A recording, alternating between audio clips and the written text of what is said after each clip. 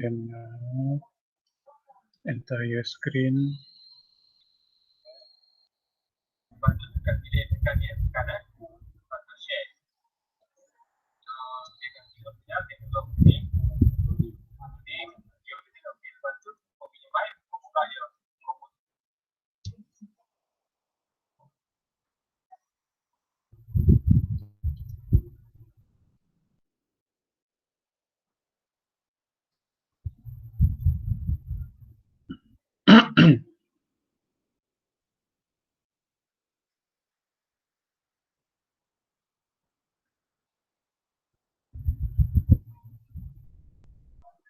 Assalamualaikum dan salam sejahtera kepada semua pelajar. Okey, kali ini kita meneruskan PDPR kita dengan bab 3 iaitu matematik pengguna insurans. Kita mulakan dengan subtopik 3.1 risiko dan perlindungan insurans.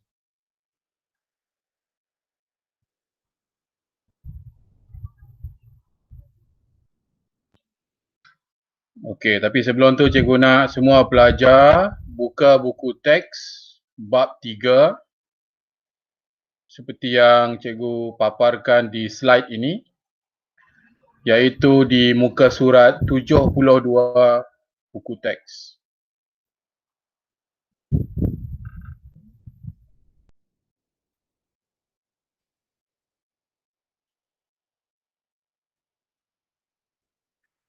Standard pembelajaran untuk PDPR kali ini ialah 3.1.1 menjelaskan maksud risiko dan kepentingan perlindungan insurans.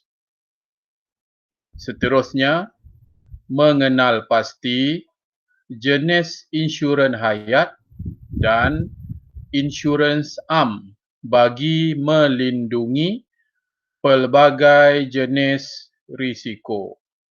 Itu dia standard pembelajaran kita untuk PDPR kali ini.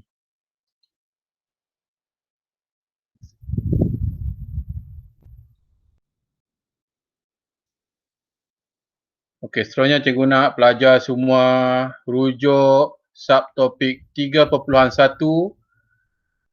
pada buku teks risiko dan perlindungan insurans. Okey. Yang terdapat di muka surat 74 buku teks. Cikgu harap kamu semua ada membaca nota-nota mukadimah dan semua info yang terdapat di permulaan bab 3 ini.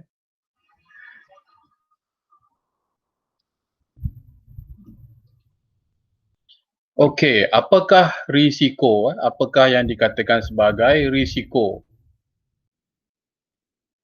Okey, risiko ialah kemungkinan berlakunya musibah. Semua tahu apa dia musibah? Musibah adalah sesuatu yang tidak baik lah. Perkara yang tidak baik yang kita tidak dapat elakkan. Itulah dipanggil risiko dalam pembelajaran kita kali ini. Okey, contoh-contoh risiko. Okey, contoh-contoh risiko. Yang pertama, kemalangan jalan raya. Okey, aksiden. Yang kedua, kebakaran. Dan risiko seterusnya ialah seperti kos rawatan di hospital. Maksudnya bayaran yang perlu kita lunaskan apabila kita mendapatkan rawatan di hospital. Itu dia contoh-contoh risiko. Apa kaitan risiko dengan kita? Okey. Apa kaitan risiko dengan kita?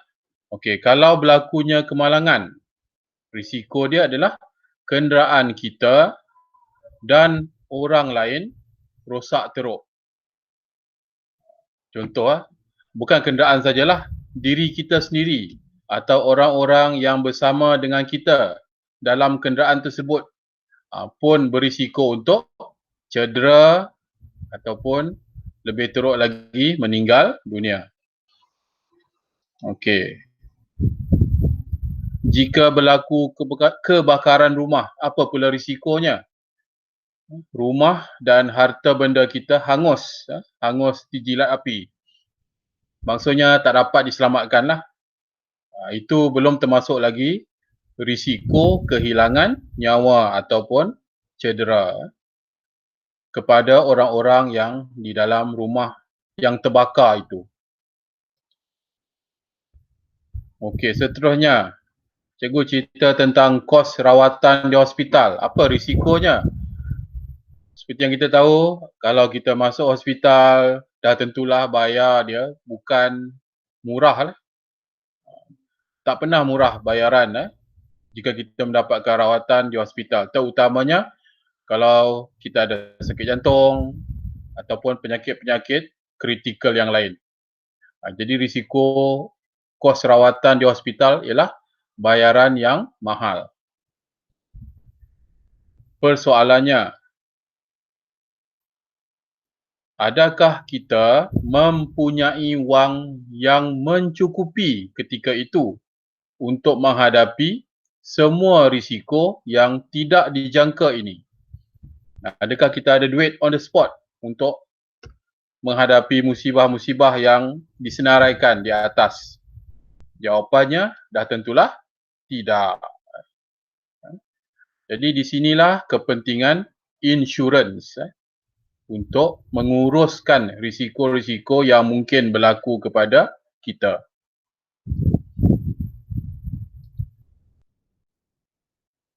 Okey, kita kemudian teruskan PDPR kita dengan mengetahui definisi atau maksud insurans.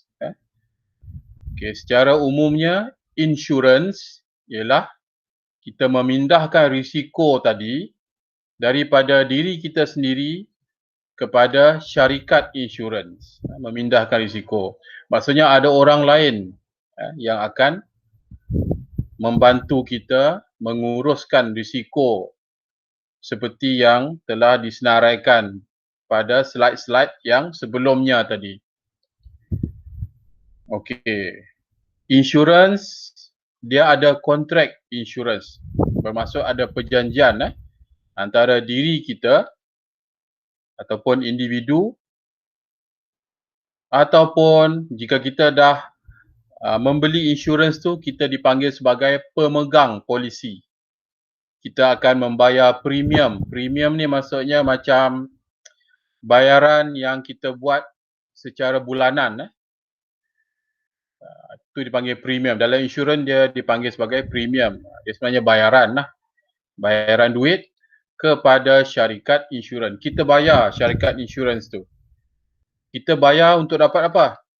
Kita bayar supaya syarikat itu dapat cover atau menguruskan kerugian yang mungkin kita alami dengan cara syarikat itu membayar pampasan kepada kerugian. Itu pun jika risiko benar-benar berlaku kepada individu. Ataupun kalau individu tu kita letakkan sebagai diri kita, jika risiko tu benar-benar berlaku kepada kita, maka kalau kita beli insurans, syarikat insurans akan membayar pampasan. Okay, ada soalan? Cikgu harap kamu dapat ambil masa untuk cuba memahami definisi atau maksud insurans.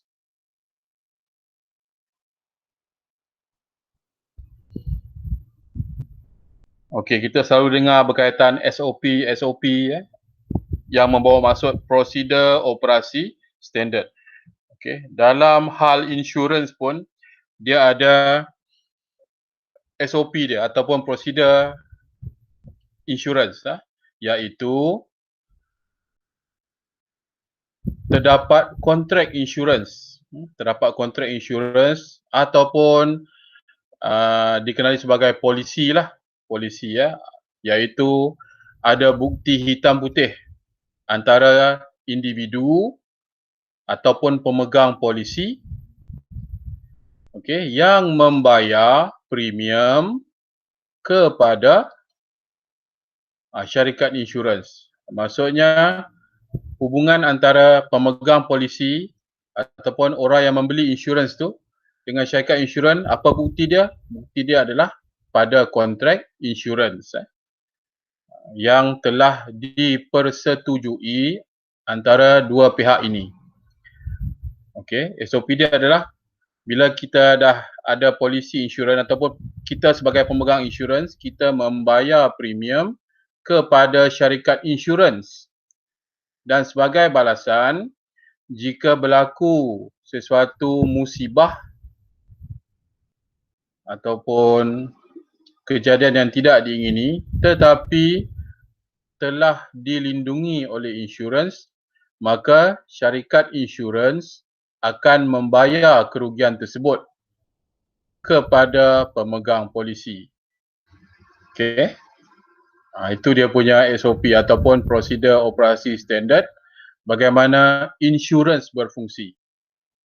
Okey, perhatikan arah-arah anak panah tu. Menunjukkan hubungan dua hala antara pemegang polisi dan syarikat insurans.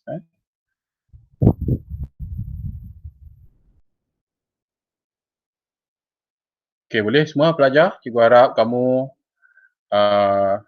ambil masa untuk cuba memahami gambar rajah yang cikgu tunjukkan ini.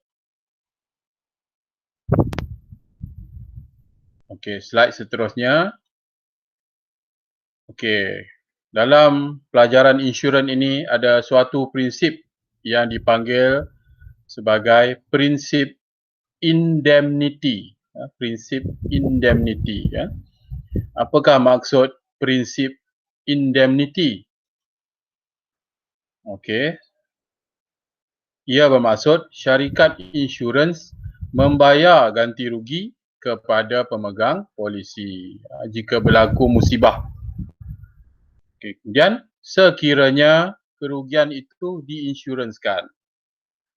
Okay. Kalau dia tidak diinsurenskan maka tidaklah dibayar ganti rugi ataupun kerugian. Okey, pada amount ataupun bayaran yang tidak melebihi kerugian yang dialami.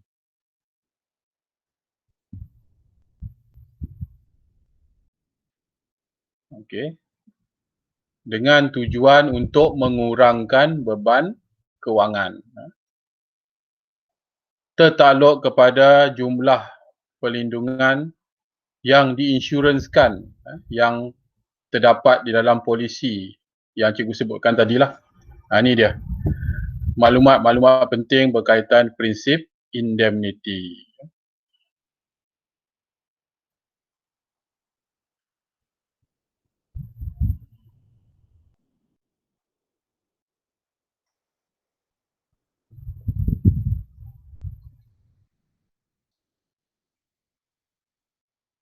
Okey, seterusnya.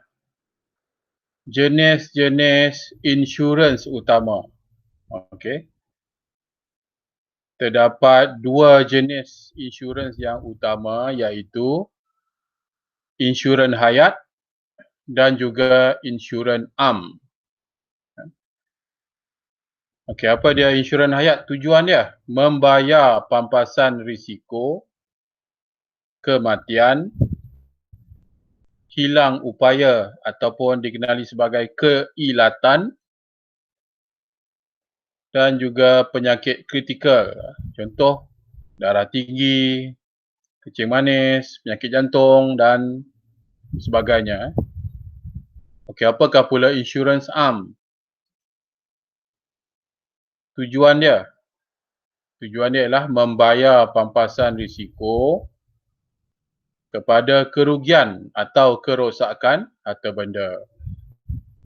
Jadi apa yang kamu fahami berkaitan perbezaan antara insurans hayat dan insurans am?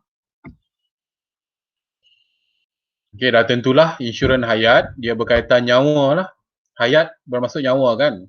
Berkaitan nyawa manusia. manakala insurans am selain daripada nyawa manusia. Okay, boleh? Dapatkah kamu perhatikan perbezaan antara insurans hayat dan insurans am? Juga harap tiada masalah. Seterusnya, jenis-jenis insurans am. Okey, apakah dia jenis-jenis insurans am? Okey. Ini dia, terdapat 5 jenis insurans am.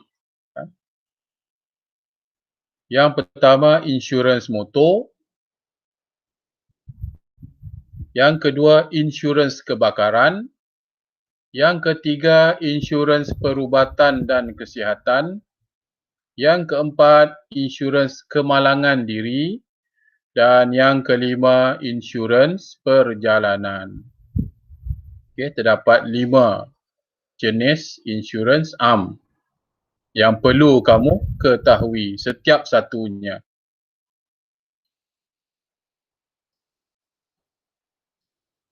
Okey, kita mulakan dengan jenis insurans am yang pertama iaitu insurans motor. Okey. Apakah dia fungsi insurans motor? Okey, dia berfungsi sebagai memberi perlindungan terhadap kerugian atau kerosakan berkaitan kenderaan berenjin. Okey. Seperti kamu tahu kenderaan ada yang berenjin kan? Ada yang tidak berenjin. Apa dia kenderaan yang tidak berenjin? Ya, contohnya basikal. Jadi adakah basikal boleh diinsurансkan? Semestinya tidak kerana basikal tidak berenjin. Okay. Apakah dia contoh kenderaan berenjin? Dah tentulah motor lah, motosikal, kereta, lori dan lain-lain. Okey, insurans motor ni dia wajib dimiliki oleh pemilik kenderaan. Maksudnya kalau tak ada insurans, kamu tidak boleh menunggang atau memandu kenderaan. Kamu telah melakukan kesalahan kalau kamu tidak memiliki insurans motor. Tetapi kamu ada kenderaan dan kamu bawa dia ke mana-mana. Jadi wajib. Okey. Seperti yang termaktub dalam Akta Pengangkutan Jalan 1987. Okey. Ini salah satunya insurans yang wajib kamu miliki jika kamu memiliki kenderaan berenjin. Okey, terdapat 4 jenis polisi dalam insurans motor. Yang pertama, polisi akta. Okey, yang kedua, polisi pihak ketiga ataupun third party. Yang ketiga, gabungan. Polisi ketiga, gabungan polisi pihak ketiga, kebakaran, kecurian. Dan yang keempat, yang paling bagus sekali ialah polisi komprehensif. Polisi komprehensif. Polisi komprehensif ni dia melindungi keseluruhan daripada pemilik kenderaan, pihak ketiga dan sebagainya. Okey, 4 jenis polisi insurans motor ni boleh kamu rujuk dalam buku teks untuk bacaan lanjut di muka surat 77. Ada jadual di sana. Kamu boleh baca untuk maklumat tambahan lah.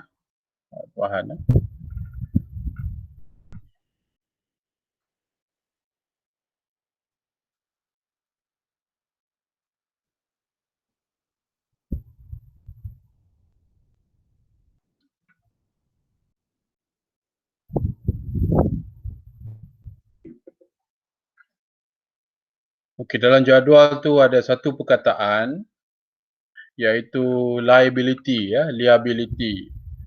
Liability ni maksudnya lebih kurang macam tanggungan lah. Tanggungan.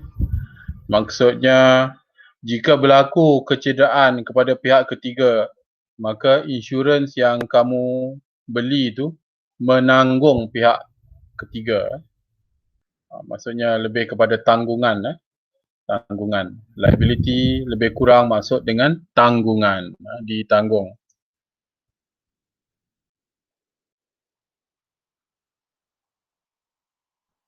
Okey, seterusnya, apakah yang dikatakan pihak-pihak dalam insurans motor? Terdapat 3 pihak penting dalam insurans motor. Yang pertama, kamu akan dapati term ini, pihak pertama. Siapakah yang dikatakan pihak pertama?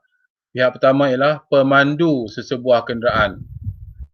Kalau kamu pemandu, maka kamu adalah pihak pertama, iaitu pemegang polisi. Okey. Seterusnya, pihak kedua. Siapa pula pihak kedua? Pihak kedua dah tentulah syarikat insurans.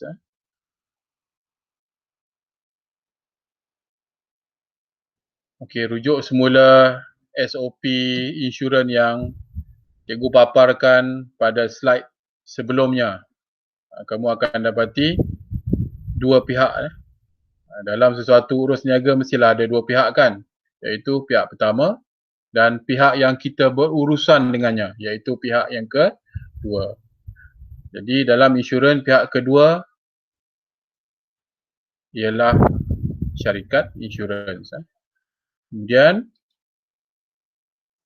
okey, siapakah pula pihak yang ketiga? Pihak ketiga ialah sebagai contohlah pemandu kenderaan lain yang terlibat dalam kemalangan yang sama. Contoh kamu aksiden dengan kereta lain, maka pemandu kereta yang lain tu adalah dikenali sebagai pihak yang ketiga.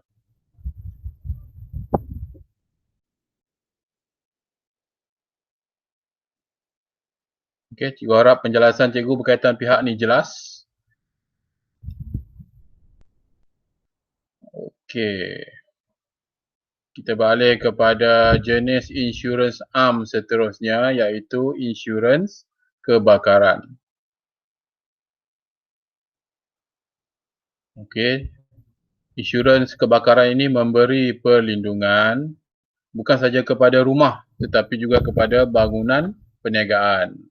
Apa-apa bangunan lah yang diinsurансkan, maka dia termasuk dalam insurans kebakaran. Dia memberi perlindungan kepada, dia memberi perlindungan akibat daripada musibah kebakaran, kilat dan letupan. Maksudnya kalau kena kilat terbakar, kalau kena letupan pun terbakar kan. Jadi semua tu termasuk dalam insurans kebakaran. Okey, dalam insurans ini terdapat perlindungan tambahan, tapi dia optional ataupun pilihan. Kalau nak pilih, pilihlah. Kalau tak nak pun tak apa, iaitu bila dah perlindungan tambahan maka kamu kena bayar lebih lah, bayar lebih untuk perlindungan tambahan. Apakah yang maksudnya perlindungan tambahan? Iaitu perlindungan daripada bencana alam seperti taufan, banjir, ataupun jika berlaku ketidakstabilan di suatu tempat, contohnya rusuhan, pun boleh diinsurансkan dalam insurans kebakaran dan sebagainya yang berkaitan.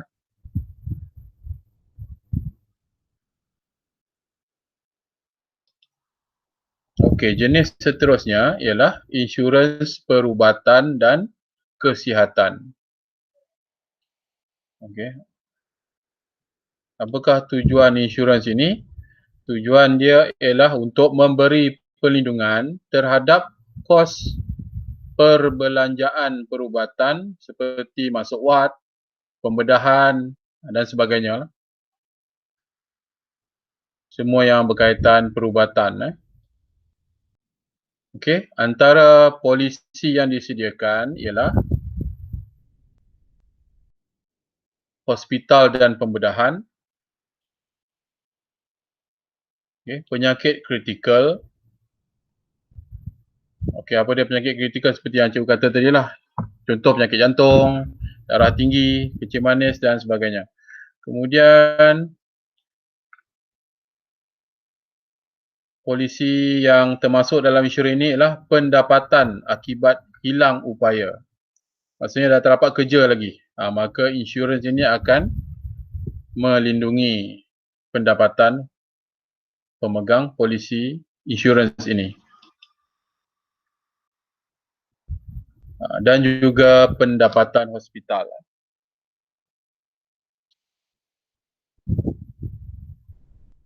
Pendapatan hospital ni bermaksud kalau kita tak mampu bayar kos pembedahan contohnya, maka insurans ini yang akan tolong bayarkan kos pembedahan kita tu. Itu dipanggil sebagai pendapatan hospital. Maksudnya apa yang perlu dibayar kepada hospital untuk perkhidmatan yang mereka berikan. Okey, jenis seterusnya untuk insurans am ialah insurans kemalangan diri. Okey, insurans ini memberi perlindungan terhadap kecederaan anggota badan, kecacatan, hilang upaya atau kematian berpunca secara langsung daripada kemalangan. Okey, terhadap diri pemegang polisi. Maksudnya kalau kita sebagai pemegang polisi insurans kemalangan diri, maka manfaat yang didapati itu hanyalah untuk diri kita sendiri dan bukan ahli keluarga.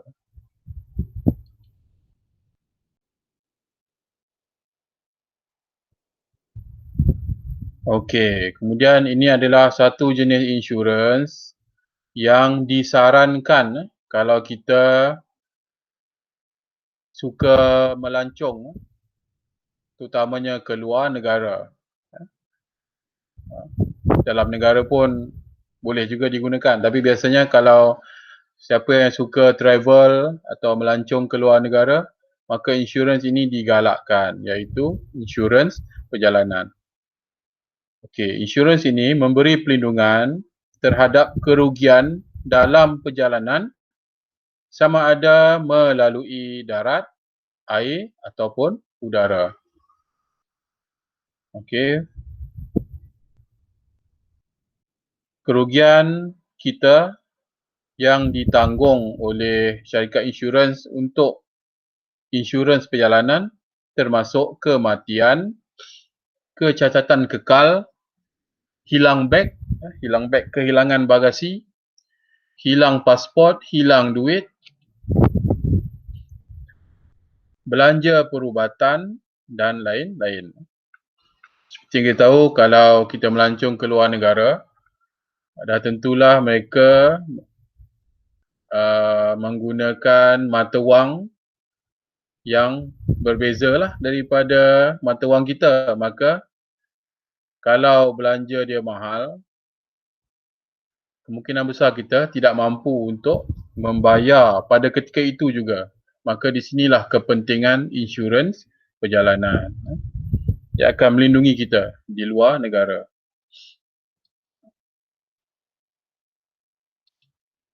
Okey, kemudian berapakah tempoh perlindungan insurans am?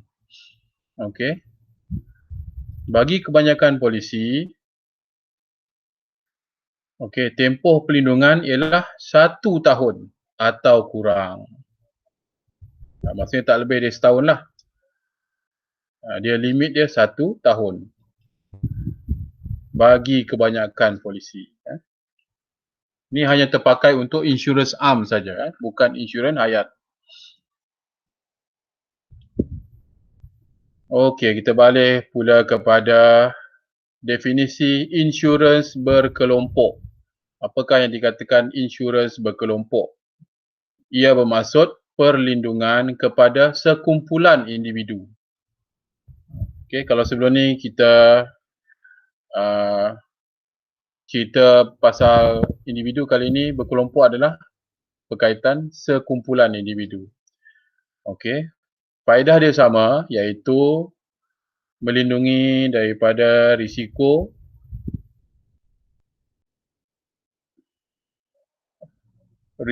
akibat kematian, hilang upaya, kos perubatan dan sebagainya. Okey, jadi sebagai ringkasan dia, beza dia cuma insurans berkelompok ni adalah kepada sekumpulan individu. Itu dia. Tetapi dia punya faedah lebih kurang sama macam yang lain. Okey, terdapat dua jenis insurans berkelompok yang biasa kita dapati, iaitu insurans berkelompok organisasi dan insurans berkelompok murid. Okey, kalau organisasi ni lebih kepada pekerja-pekerja syarikat ataupun jabatan kerajaan dan yang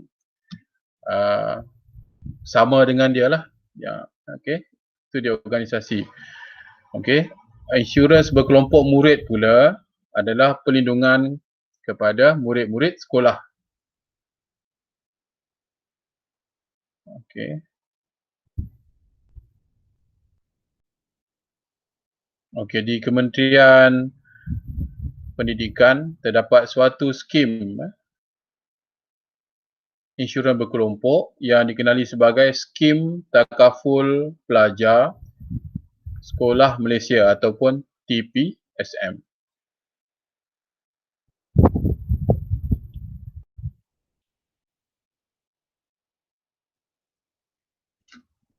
Okey, seterusnya setelah cikgu memberikan penerangan yang panjang lebar berkaitan insurans dan risiko, sekarang cikgu nak kamu cuba latihan di muka surat 79 dan 80. Ada dua latihan di sana. Okey, cikgu harap kamu cuba praktis ataupun latihkan diri 3.1A, soalan nombor 1 dan soalan nombor 2.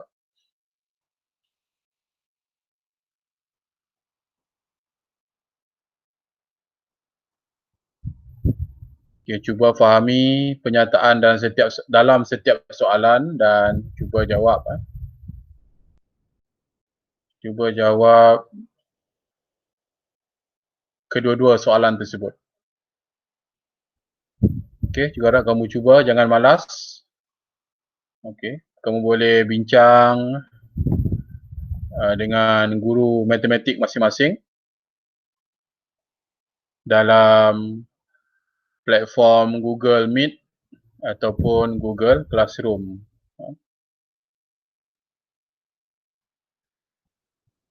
Okey, dalam WhatsApp pun boleh. Okey. Yang penting adalah kamu cuba, jangan tak cuba. Okey, kita sudah menuju kepada pengakhiran PDPR untuk kali ini. Jadi terdapat beberapa kesimpulan PDPR kali ini, iaitu kepentingan insurans. Okey, apa dia kepentingan insurans? Okey, kepentingan yang pertama, insurans ni sebagai bantuan kewangan. Sekiranya hilang upaya, menghidapi penyakit kritikal atau meninggal dunia, bantuan kewangan. Okey, kepentingan yang kedua ialah insurans dapat mengurus perbelanjaan sekiranya kita tidak mampu bekerja. Contohnya kita lumpuh kan, kita tak dapat bekerja, maka jika kita ada insurans, maka pihak syarikat insurans lah yang akan menguruskan perbelanjaan kita. Kepentingan yang seterusnya ialah insurans, dengan adanya insurans kamu dapat membuat bayaran perbelanjaan perubatan yang ditanggung oleh syarikat insurans. Maksudnya kalau kamu masuk hospital ataupun kamu dimasukkan ke dalam ward, maka semua pembelanjaan kamu telah ditanggung oleh syarikat insurans jika kamu ada polisi insurans yang sepatutnya. Okey, kepentingan yang terakhir ialah insurans ni akan membayar pampasan kepada kerugian. Maksudnya kalau contoh kereta kita mengalami kemalangan kan, maka kos membaik pulih kenderaan kita akan ditanggung oleh syarikat insurans dan sebagainya lah.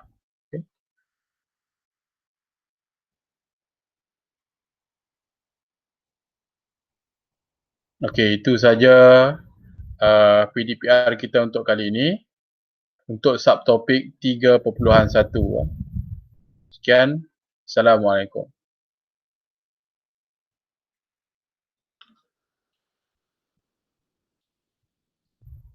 Video bukan suara ada. Ada video Kenapa tak? Saya ada.